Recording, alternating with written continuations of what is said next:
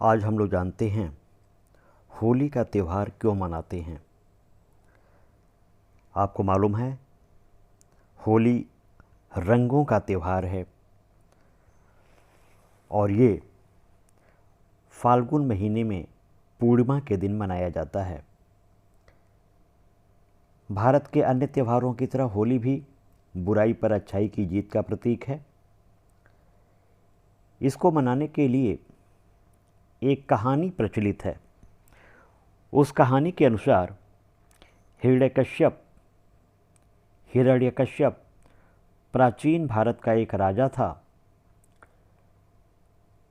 उसका एक पुत्र था जिसका नाम प्रहलाद था। प्रहलाद भगवान विष्णु का परम भक्त था। प्रहलाद ने अपने पिता का जो कहना था कि भगवान विष्णु की पूजा न करो, मेरी पूजा करो, इसको प्रहलाद नहीं मानता था और वो भगवान विष्णु की पूजा करता था। इससे प्रहलाद के जो पिता थे हिरण्यकश्यप उससे नाराज हो गए और उन्होंने अपने सगे पुत्र को मारने का निर्णय किया। हिरण्यकश्यप ने अपनी बहन होलिका से कहा कि वो प्रहलाद को गोद में लेकर आग में बैठ जाए, क्योंकि होलिका आग में जल नहीं सकती थी, उसे वरदान मिला था। लेकिन होलिका खुद जल गई और प्रहलाद को भगवान विष्णु ने बचा लिया। एक और कहानी होली के संदर्भ में है।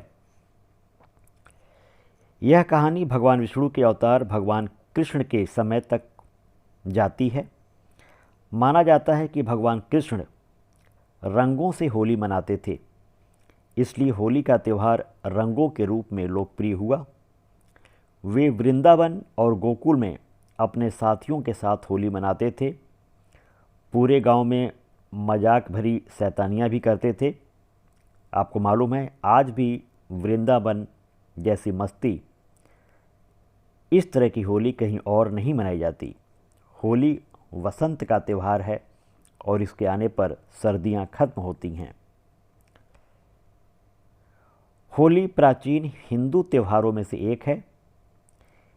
यह क्राइस्ट यानी ईसा के जन्म से कई सदियों पहले से मनाया जा रहा है। प्राचीन भारत के जितने मंदिर थे उनकी दीवारों पर होली की मूर्तियां बनी हैं।